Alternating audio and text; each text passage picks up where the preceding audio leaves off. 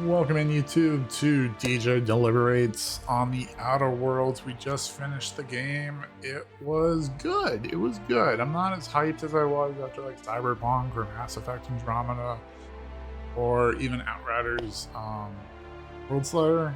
I will say it was a good game. The dialogue is like awesome. Very well written. A lot of good quips back and forth. Jokes. The character progression is really good. I feel like the skill tree, the different ways to increase your skills are good. I felt, and the graphics are amazing. Graphics are out of words, out of this world, right? Yeah, those are the good things. A couple times the game did get very laggy, which surprised me. This is a 2-year-old game. This is from Obsidian, one of the people that brought us Fallout New Vegas. I feel like it could have been a little bit cleaner on that, which was really weird. But the guns are good. There's a lot of different weapons choose from, which was good. There's the tinkering, the modding system. I don't really understand. There was 2 planets that we never went to, never unlocked. I don't understand. Maybe I missed a quest or something that unlocked them. We did both DLCs. Again, I put 53 hours into this game. That included doing both DLCs. You're pretty much 100% in both. Almost 100% of the game. There's different endings to the game, which is pretty cool. That's another like Fallout kind of quality, right? There's different like factions you could side with, whatever. Having said all that, right? Again, it was a little framey for me at times, a little laggy, which again surprised me. I thought it was a good game, solid story, solid gameplay. It was solid. I'm not gonna say like go absolutely get it. You'll hear me a couple times during like different episodes like, yeah, you should get it, you should get it, you should get it. I believe right now it's like $65. Get the game and then both DLC.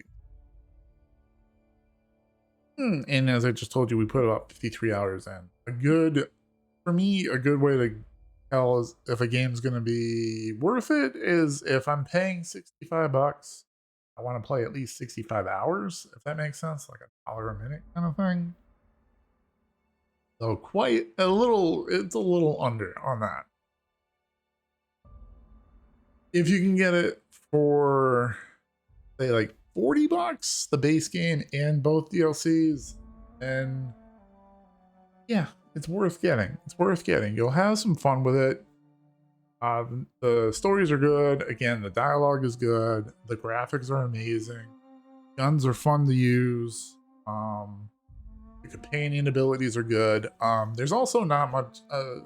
Here's the thing: you either do it on story difficulty, which is the easiest, or you do it on supernova. There is no reason to do it on normal or hard, in my opinion.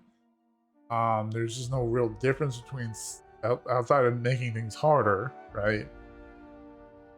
Between story and hard, right? But I mean, the only reason to do supernova is at that point you have different things that can happen, like if your companion dies, they're gone, not coming back, and you have to sleep, you have limited saves, you have to eat, you have to drink. So supernova is like over the top difficult. Again, in my opinion, there's no difference between story, normal, and hard. If you're gonna pick a difficulty, either do story, which is what we basically did, or do supernova. So that's my advice if you're gonna play this game. And if you just want to, again, I mean, as the difficulty tells you, story, you just want to enjoy the story and all that, do story. What we did for the majority of it, we actually started on normal And we got pretty powerful pretty quickly. Was another thing. I'm not gonna give this a 9. I'm gonna give it an 8.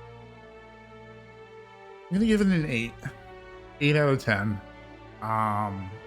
Would recommend. You don't have anything else to play. You do like Fallout universe kind of thing. This will feel very Fallout. A lot of mechanics I feel like felt very Fallout-ish, along with maybe a little Borderlands sprinkled in, maybe a little Mass Effect.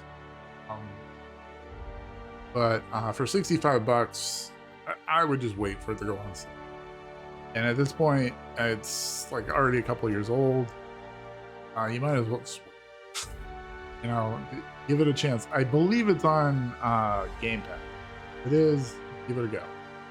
Have fun with it. So just keep an eye on the channel. We're gonna have like Dying Light 1 and 2. We're gonna be doing that at some point. More Football Manager will definitely be coming. Cyberpunk, if they do the DLC like they're supposed to, we'll have that.